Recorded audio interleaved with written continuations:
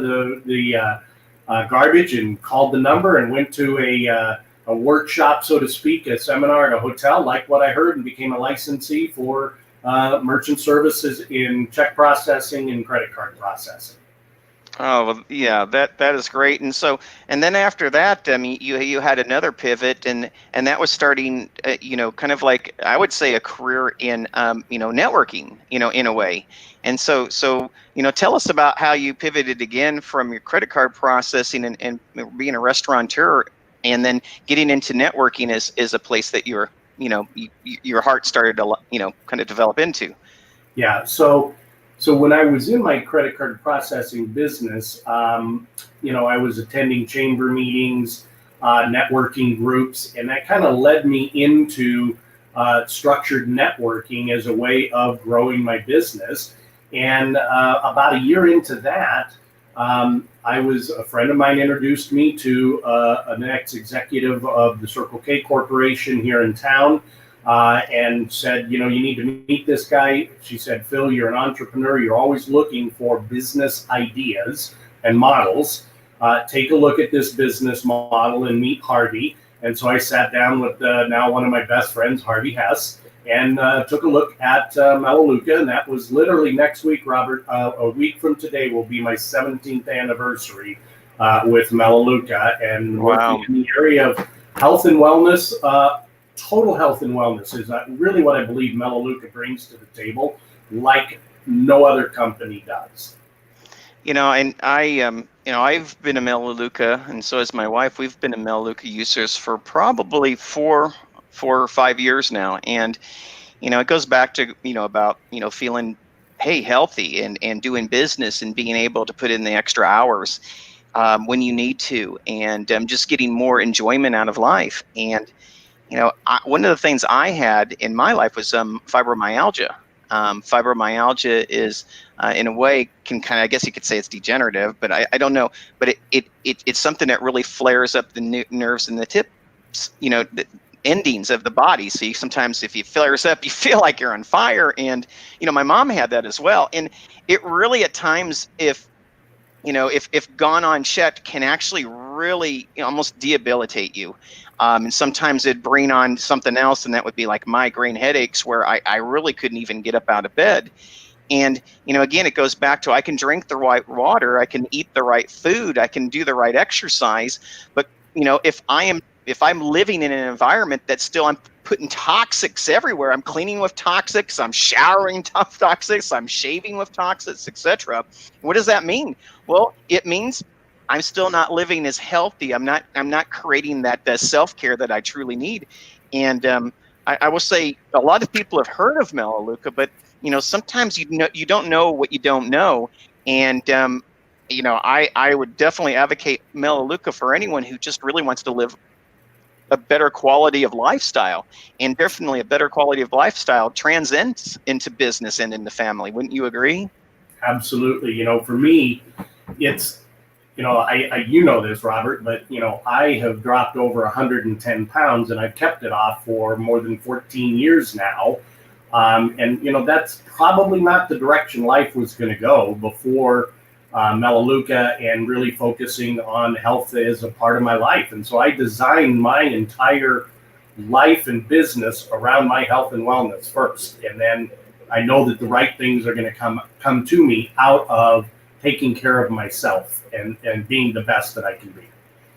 Yeah, and many things that you do, Phil, which is I think really amazing, is you have always had, I would say, both the heart and mind for teaching.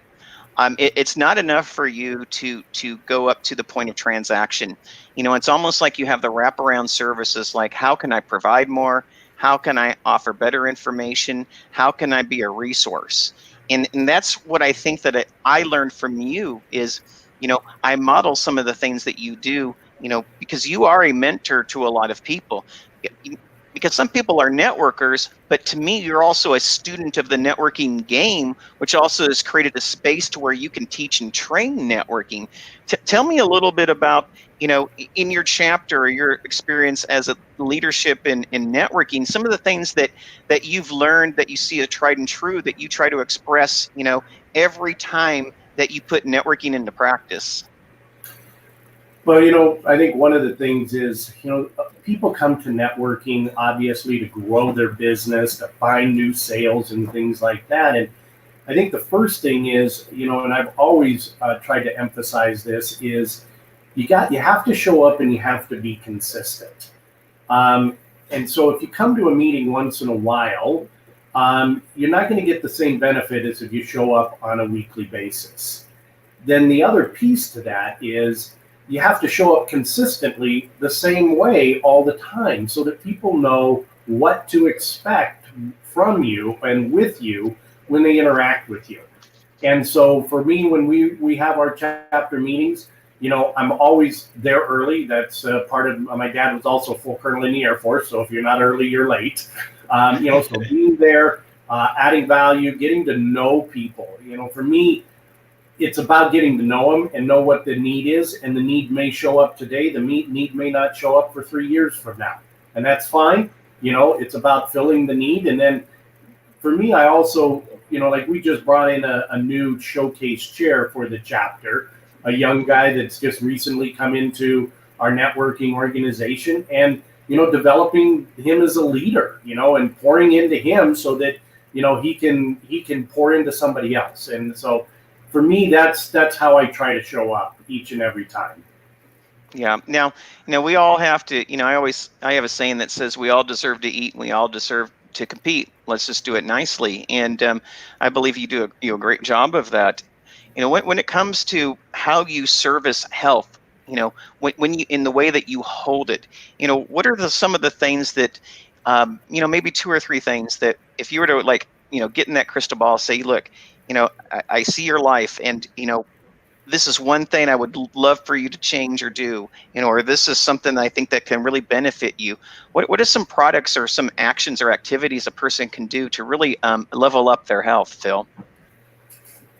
Well, I think that, you hit on one of them. And I think it's probably one of the most overlooked components of health, because when people talk about health and I'm going to get healthy this year, they're usually joining a gym. They're beginning to exercise. They're watching what they're eating and things like that.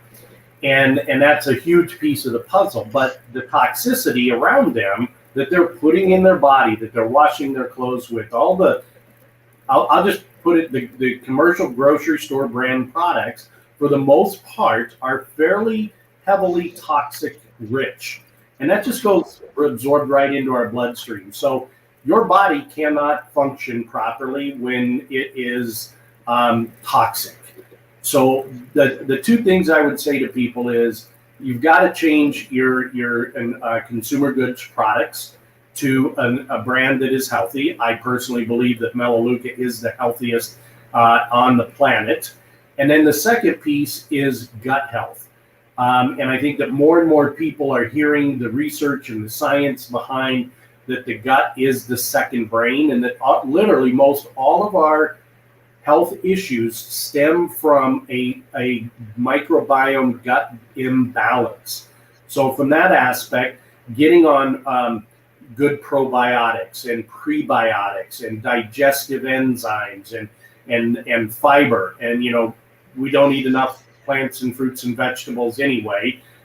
So the average person really should be taking about 30 grams or more of fiber a day to have a healthy gut system. So those would be the 2 things, because you can take vitamins and minerals and all of those different things, but if your gut health is not in as good a possible condition, you're not going to absorb and get the benefit from them nearly as much. So those would be the 2 areas that I would coach people on first. Yeah, and we could even take that further. Having proper gut health, and I mean truly having proper gut health, that helps with clarity in the mind. It helps your immune system fight off, bacteria or even viruses. It also helps create more sustainable energy. And do these matter to a business owner? I mean, absolutely, I hope. I mean, these are things that really, sometimes at the end of the day, when you don't want to do more, if you don't feel good, guess what? You're not going to do more. But if it's that next project you have to finish out, or if it's that proposal, or if it's that last meeting or call, you still have the stamina to do that. And I think that's some of the ways I look at it. It's like, how do you want your life in the moment to look? Because at any given moment at time, there's any number of things that really conspire against your success. And that's not just your competition, is it? Yeah. And I'll give you a great example. So I actually have a client that I met through networking, and she was a house cleaner. And she actually has Crohn's disease and has some very serious flare-ups. And at one of the meetings, she was in just miserable pain. And at the end of the meeting, one of my other customers said, "Hey, what's going on?" And she shared with that person, and they said, "You really need to get with Phil and sit with Phil." So I sat with her, and we talked about vitamins and minerals and some things there in gut health. And she was struggling because when she would get these episodes, it would literally sometimes take her out of work 2 or 3 days. And as a house cleaner, you are your business. If you're not cleaning, you're dead in the water. And so she struggled a little bit from a financial standpoint to go, "I'm not sure that I can afford to take this." And I literally said, "Well, her name." I said, "How much work have you lost in the last 2 days?" And she said, "I've literally lost like 3 jobs that I couldn't go and complete." And I'm like, so that's what we're talking about, is 1 hour's worth of work here. So if you could not lose those days' work, what's that worth to you? So it goes right along with what you were saying. Being healthy actually allows you to perform better, to perform longer, and not end up getting sick as often. And when she changed out her cleaning products to our cleaning products versus the grocery store brands that she was using, she was blown away with not only her health, but how they work so much better. And today she rarely has flare-ups, but when she does, she said they don't last nearly as long as they used to. Yeah, and I will say this too. Health is good business. Not only is it good for your business, but it also can be good business. And I know quite a few representatives of Melaleuca and other healthcare brands that we have within the iNETrepreneur network. And I've heard fabulous testimonials that by living a healthier lifestyle, it's changed their life in every way. And I think that's really important. Well, Phil, we're getting a little bit close to the end of our segment. But one of the things I like to do is I always like to try to trial balloon. So no better way to trial balloon something than to have you on the show and start this out. I have thing that's it's just 5 random questions. I kind of shake up a little, like the black magic 8-ball, and see what the questions come out. And so I kind of rank them in order of easier questions to a little bit harder questions. And it's just it's kind of a way to kind of get to know Phil. And and those who are watching, hopefully they'll find this as kind of like a fun game that we might try here on the iNETrepreneur radio show. So, an easy question would be: is what is your favorite color? Red. Red, and why red? I am not sure. It's a color that sticks out to me. It's bright. If you do any of the disc analysis and things like that, it kind of fits right in there with my personality as well. Okay, I'm going to expect to see you wear a little bit more red then. How about your favorite time of year? When is your favorite time of year? Springtime and the mornings. I'm a morning person. Yeah, I'm definitely a morning person. So I hear this a lot in a lot of our networking communities, and a lot of different people can manifest things in a lot of different ways. One word that comes to mind is superpower. If I were to ask you, Phil, what would be your superpower, and how do you apply it? I think my superpower is probably tenacity. Just keeping after whatever that is that I'm working on, and progressing. So for me, it's tenacity. It's one of the things that my mom always used to say, as well as that I'm just tenacious. Whether I wanted something or whatever it was, I was tenacious. Yeah, I like that. That's good. That's like persistent on steroids. Is that what we're going to call it? Yes. and then lastly, being that you've been in business for a long time, and I love this question. if you knew now, whatever you know now, if you knew it then, what would be that one thing that you wish you would have known?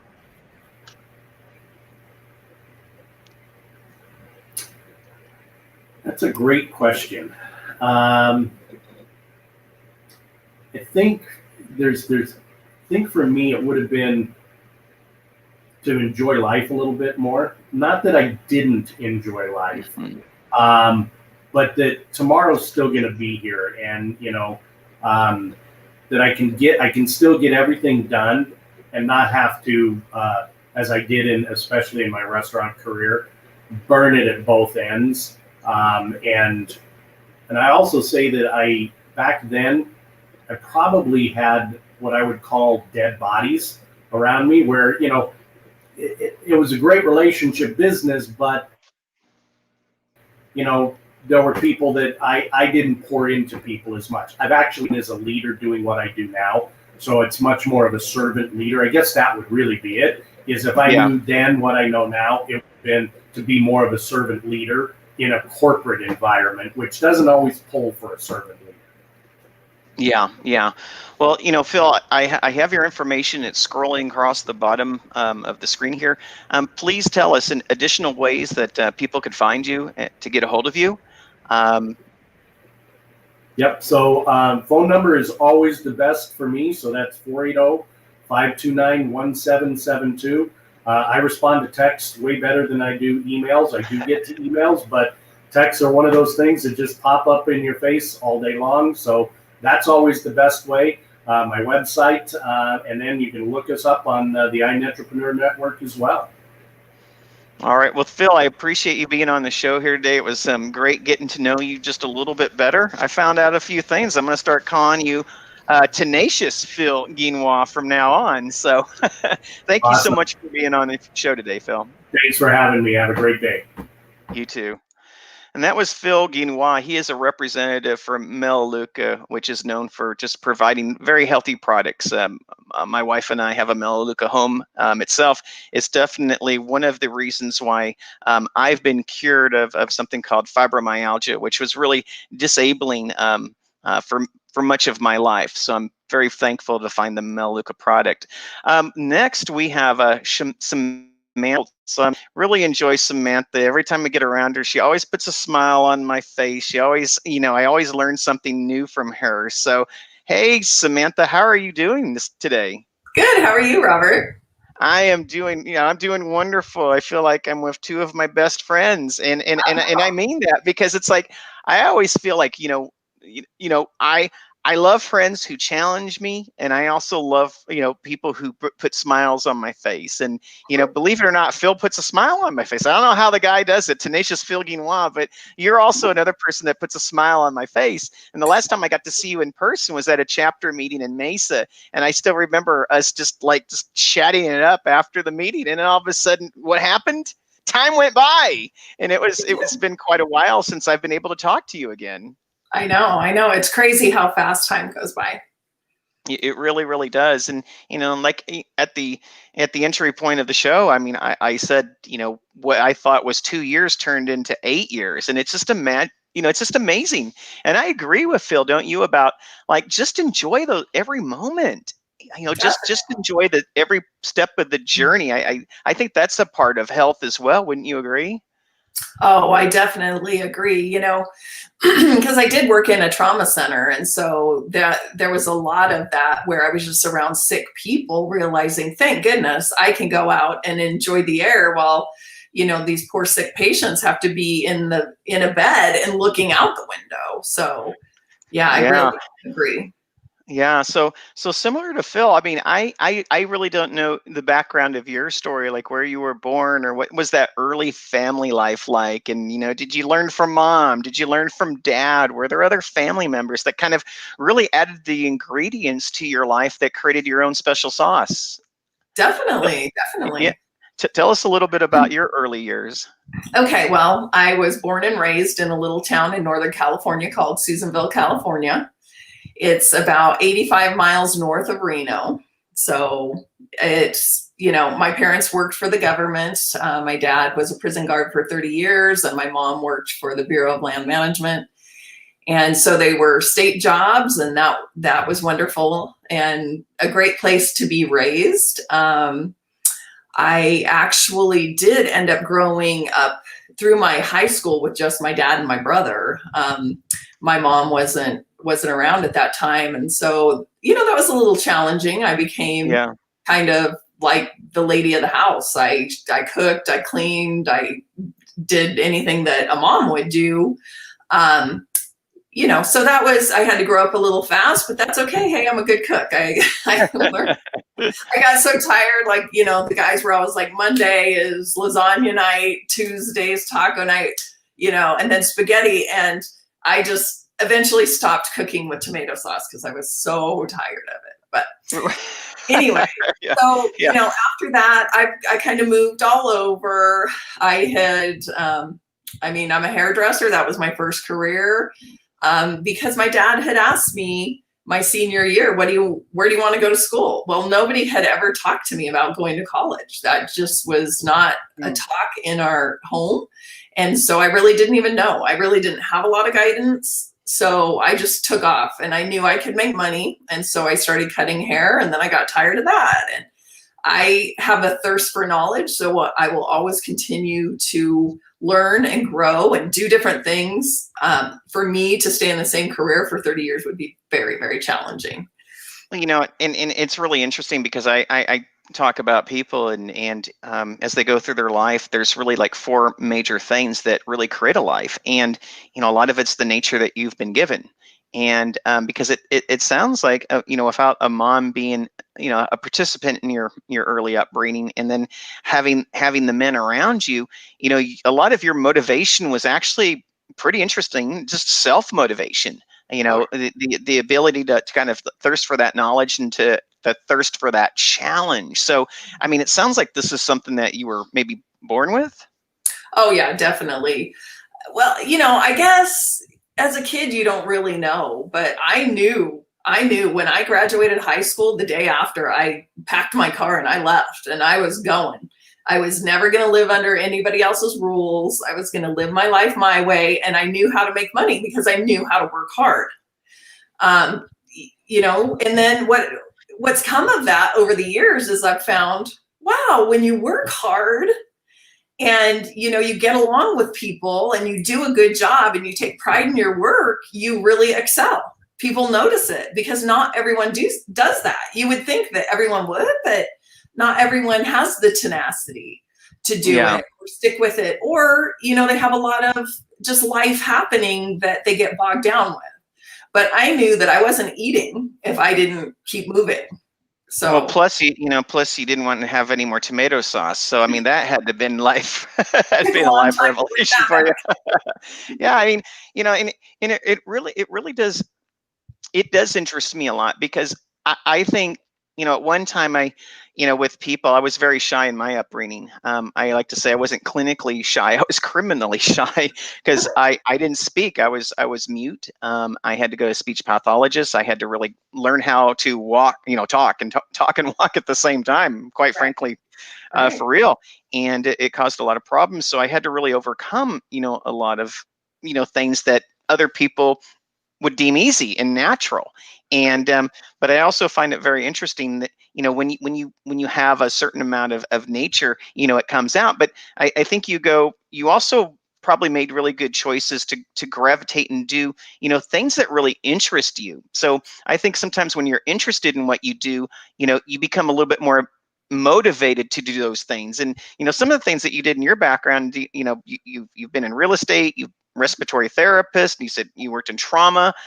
You also know a lot about nutrition. So you really kind of work with a lot of this, like what I said at the beginning of the show, this kind of self-care realm of a person. And one of the many things that I like about you is you're so very well versed in not just providing what it is that you do, but providing more of this wraparound, like, not only does this help you, but let me show you and let me, explain to you and let me, say, look, if we start here, every step of the journey is going to turn out differently, because it won't even matter where you're going anymore. It just matters that you're doing it. And I really like that about you. Now, tell us a little bit about some of these jobs. I had no idea you were a hairdresser. That's pretty incredible. That's why you always have beautiful hair. Now I know. Oh, thanks.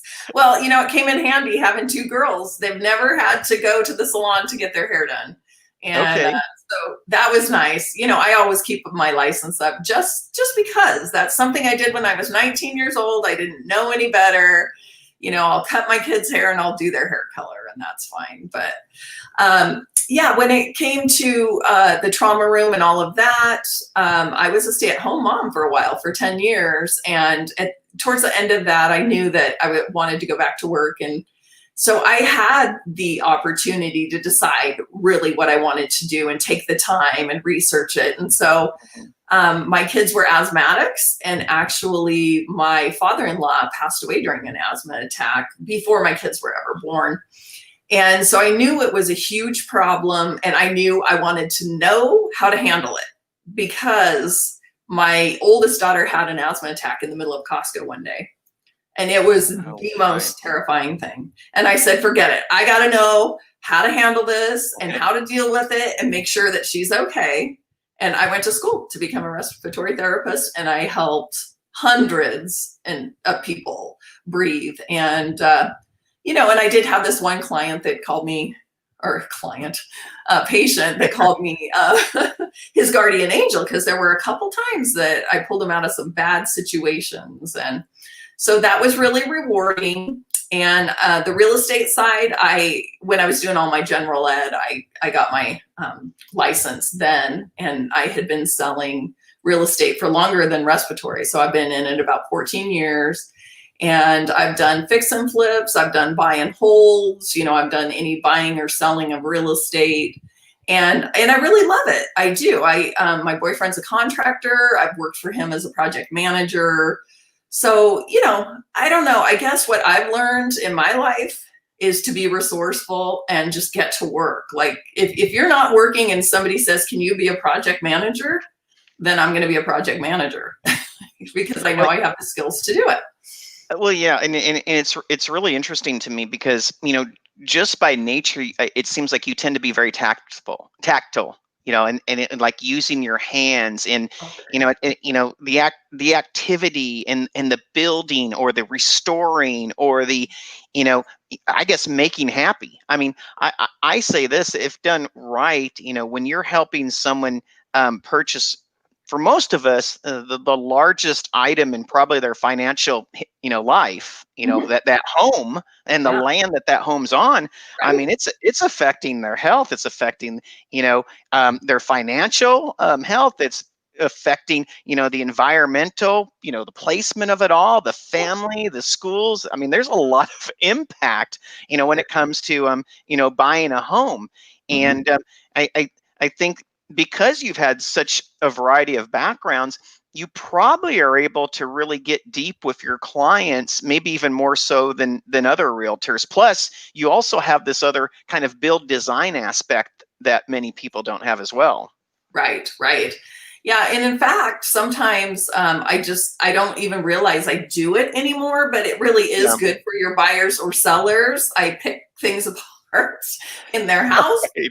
So, I'll say, okay, did you notice that big bubble in the ceiling? And people are walking by it, but I just have that trained eye now so that I pick up on things, because I'm really there to help people, because like you say, that is one of the most expensive things you will buy in your lifetime. And so I really like to listen to what you're looking for, what's important to you, is it the areas, or is it a single level, or do you want a pool? Do you not? This is very important, because that's where you'll be living your life, and your memories are really encompassed in that house. I mean, they're not really, but that's the way we see it. Well, and I think in certain ways they are. I mean, we're all creative vibration. We all have certain amounts of energy that come out from it. And to me, when you go into the house, I'm looking here, and I did have an office, but COVID was closing our offices so much. I moved back home because one, I didn't want to get COVID, and two, I could never get into my office. So I'm back here at my home office, and believe me, it certainly feels a lot better working out of a home that I love than if I just liked it or I hated it. I mean, Oh. it's going to be a different feeling, but when it comes to a home, I believe it absorbs the energy that whoever lives in it, probably exudes. And it's probably something that you see too, because, I say a happy home is also going to be a healthier home. And that's just not the people that live in it, but that is how they take care of it. And I'm sure just like you take care of people, you probably look at the home in the same way. Tell us some other things about how you kind of recognize the health of people and the health of homes, and how you look at that as being symbiotic and not as opposed opposites. Oh, well, definitely. I mean, usually if you're going to see a home that someone's hoarding in, okay, well, for one thing, that's an illness, right? Right. So then you're already behind the curve on health, right? Because a lot of that comes from fear. That's a fear-based thing of just saving something because it's so important to you that you can't get rid of it because you want to look at it, but then you never look at it. So like you were saying about vibrations, okay, we do vibrate. So fear is one on the lower scale. So when you are fearful, you're bringing more fear. And so when, say you went to a hoarding house and then, they want to sell it. Well, what is the next guy that's coming in going to say, right? They're feeling that vibration. They're feeling the clutter. And anything like that. So it could be structurally, it could be, that was just an example, but. No, I love that. I mean, because Samantha, we have a real estate academy within the iNETrepreneur network, and we just had our first property tour. Okay. And but what I say is I was a property manager for many years. And I had my realty license in the state of Arizona, and I worked for Realtor.com. So I always have loved real estate myself. Mhm. And I always say anyone can hide from people. We can all put on masks every time we go out in public, every time we go out on stage, so to speak. But the one thing you can't hide is how you hold your home. Because your home is what it is what it is. So if you have a messy sock drawer, guess what? You have a messy sock drawer. If you have a closet where you just stuff everything in the closet, if you have a yard that doesn't get maintained, if you have pipes where you pour down candle wax, guess what? It all shows. And I think it's really clever how, for you, you probably look at the house not just structurally. You actually look at how has that house been held, in the history of who's been in that home. And so going out of the real estate area, when it comes to people, because one thing that you do is you help them, and a lot of people, we hear respiratory all the time. Mhm. And I love it when you say you can go days without eating. You can go well, it's like you can go longer without eating, less time without water, but one thing you can't do without is air for very long. How important is breathing? I mean, to everyone, from a business owner to someone who has asthma. Oh, it's so important, and I even catch myself sometimes breathing shallow, and I have to make myself take deep breaths because that's what cleanses your body and brings in new fresh air to get all of that old stale air out. So breathing is very important. And the thing that's so interesting is, sure, a trauma can, stop your breathing because of you break something or it's a spinal cord injury or something like that. But there are many other things that affect your breathing, right? Just even allergies alone, or like you say, cleaning products in the house, or just your nutrition and everything, and your illnesses, like chronic illnesses. That's honestly what I saw the most of was chronic illnesses that affected breathing. So emphysema Right. is a big one, smokers, asthmatics, but just, the average guy that is in an accident, that can happen too. So I've always felt very proud to be a respiratory therapist, and my patients all loved me because I would help them breathe. Now, I mean, I did work with prisoners as well. They were trying to kick me, spit at me, break my hand or whatever. But, I would say, hey, do you want to breathe? Because I know you'll calm down the second you want to breathe, and then you'll let me help you, because I'm Yeah. here to help you. I'm not here to hurt you. And it was very rewarding. It was nice to know that I could keep my kids' health in check as well, that they weren't having asthma attacks. And actually, my boyfriend's son has asthma too. And so I've been like, I know how to handle it. Let's take care of it. And breathing is very important. And I'm stress. I mean, right? Stress is all around us. I've probably, like many other entrepreneurs and business owners, even in the best of all possible worlds, I've had to learn to do business differently. And I've had to, there's been uncertainty, there's been challenges, there's been some opportunities. But, with all of that, even new learning, and I love to learn. I love to do more, learn more, say more, go places, all these different things. But, um, am I wanting to do this is different than am I needing to do this, and am I being forced to do this, and then Right. and in what time frame I need to do this, and all those little things really add up to a lot of stress. But one of the things, being a business owner yourself, an entrepreneur, having a lot of skill sets, there are certain things we can do as business owners to, like belly breathing, or, breathing can help reset any entrepreneur almost at any time. Could you tell us some ways that we can almost reset us in that moment where we're just feeling like, oh my goodness, it's I call it when we're in that Calgon take me away moment, tell us a few things that we can implement to like help us get back the stress, resettle us down and kind of move forward again, because I know these are stressful in certain times and they present those challenges. Right.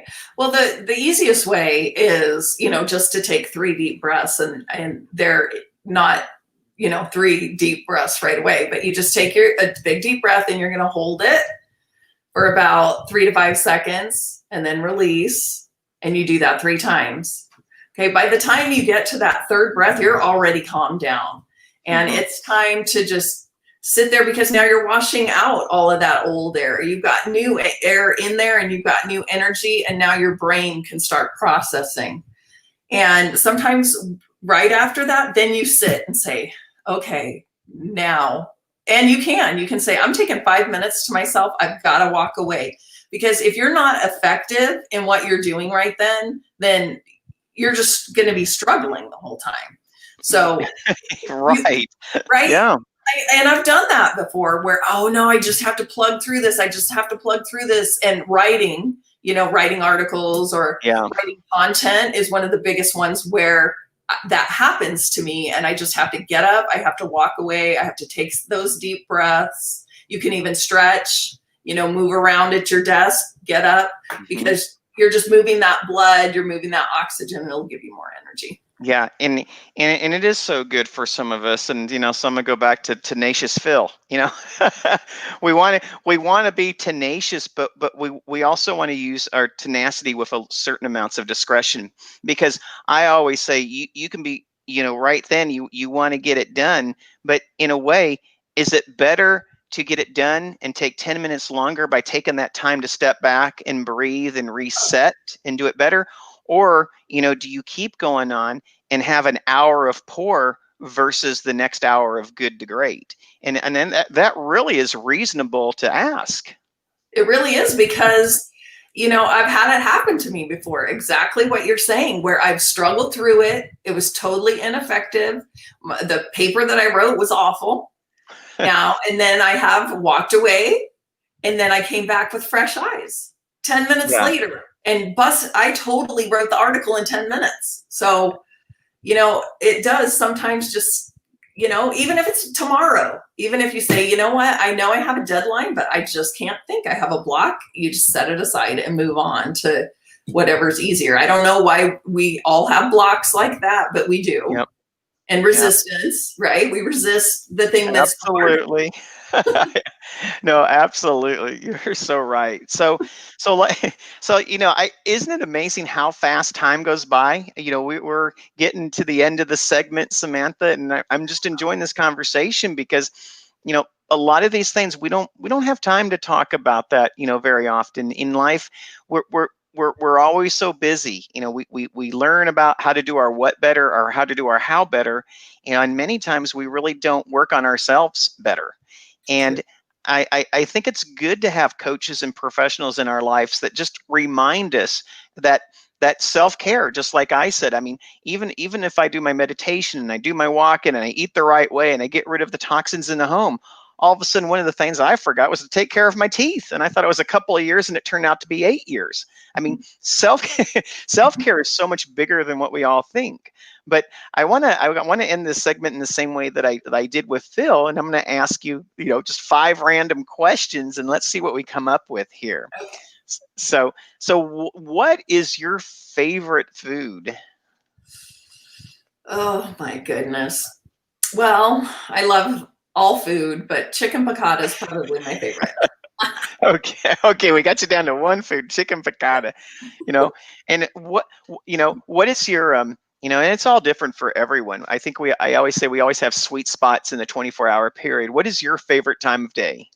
Oh, I love the evening. That's my favorite. Really? Yeah, I would love to sleep in every day, but I love to stay up late. Yeah, so you're like a night owl. Do you just love seeing the dusk instead of the dawn then? Yeah, I do. I love sunset, but I sure do. When I do get up early and I'm out there, and I love sunrise as well, but I don't make it out as much that way as I do at night. That is so funny. One of the questions that my dad asked me when I was young, he's like, he always felt like every human being, has something to offer and to feel great about, and if not, someone needs to help them see that. Right. As being that great human being, when you look back at your life, what is one thing, just one thing that you want to look back and say, I'm known for, what is it that you want to be known for after you live your great life? I would say it'll probably be my kindness. I'm here to help anyone who needs it. Sometimes I can be a little too much, I think, for people because I'm so motivated and like go. And, I'm not going to stop if there's an obstacle. So I kind of feel like that. Yeah. Yeah. I like that kindness. And, I feel like some people need to be trained kindness, but I probably need to be trained to be harder and tougher, but well, we could call it tenacious kindness. Yes, how's that? Phil, you and I could come up with a new concept, the tenacious kindness movement or something like that. Yeah, that's a good one. TK. Yeah, TK. That's right. It's like toom. And then last question is, if you could go anywhere, in the world, where would you go? Well, if I was just visit, is it to visit or live? Well, it's just a visit. It's just to go. I mean, it's that if you could go for a week, if there's any place that you would want to go, where would you stay that week? I want to go to Greece. You want to? Why Greece? I don't know. I've just always wanted to go there. I think it's very beautiful. I like the rolling hills, and I love how, the homes are on the ocean. I know not all of them are, but I just think it'd be great to have a condo, rent it for a week, be out there and just explore the culture. And I think it'd be awesome. I haven't really traveled, exotically all that much. Well, I can't disagree with you on Greece. There's 2 countries, in in the world that I want to go to, and Greece is one of them. That is one of my life list destinations. I've always wanted to go out onto one of those little piers or one of those little flat boats out there and just, go into the sea, bring it out, cook it on the pier there, and just enjoy myself. Well, Samantha, this has been great. How do people get a hold of you? I know there's also best ways. I have your information going across the screen, but I want to make sure that people are able to get a hold of you in the way that you want. Text is the fastest. So you can call or text me at 602-810-8939, and I'll get right back to you. All right. Well, I really appreciate you being on the show today. I enjoyed myself. Phil as well. Thank you very much.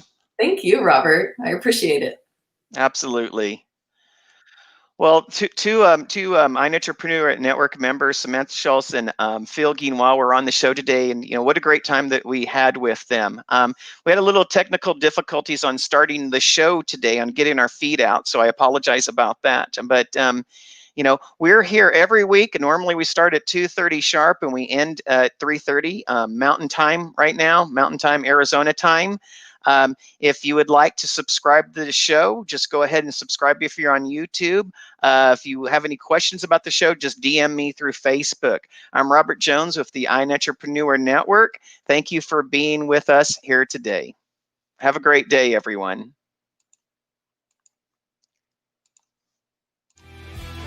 You've been watching the iNETrepreneur Show, a production of the iNETrepreneur Radio Network, with host Robert W. Jones. Join Robert each week as he visits with new and exciting guests who inspire, teach, and mentor entrepreneurs worldwide. Follow Robert each Thursday at 1:30 p.m. Pacific, 4:30 p.m. Eastern, and 8:30 p.m. Greenwich Mean Time.